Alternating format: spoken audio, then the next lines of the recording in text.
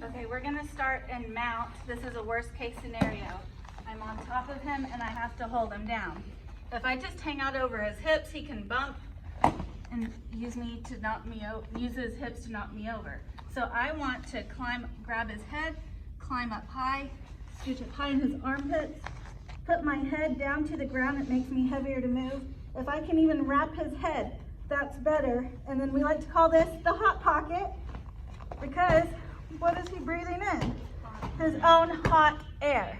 Yeah, I think the technique's working pretty good. I'm pretty stuck. If you're claustrophobic, this one sucks. Okay. So I'm gonna wrap the head, scoot up high underneath his armpits, and just keep my head down and see how long I can stay down.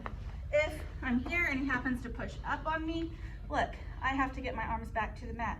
So I'm gonna swim one arm at a time. 1, 2. And I make them wide like an airplane arms. 1, 2. The wide arms are important in case I try to push that inside.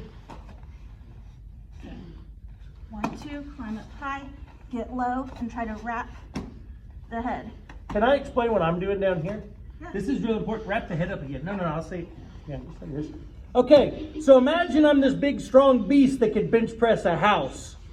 Well, I can't bench press a house if that house is wrapped around my own head. So you have to think like a tiny squirrel.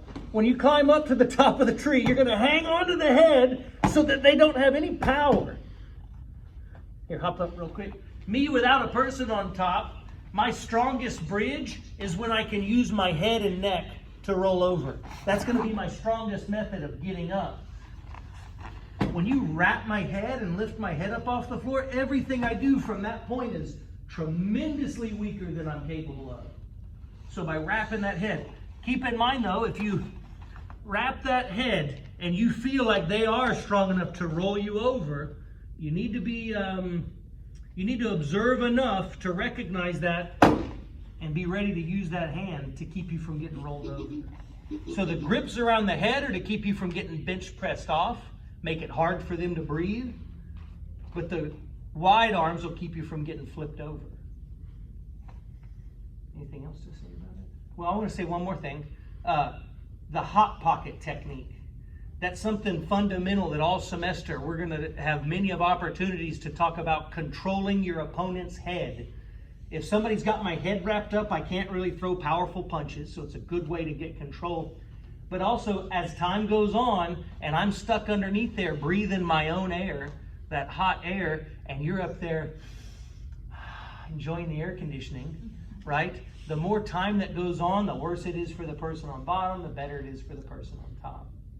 So what we're going to do is we're going to set up 2 timers.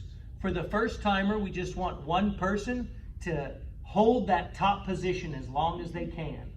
And if your partner escapes, that's great, but reset with the same person on top. And at the end of that timer, we'll switch top and bottom.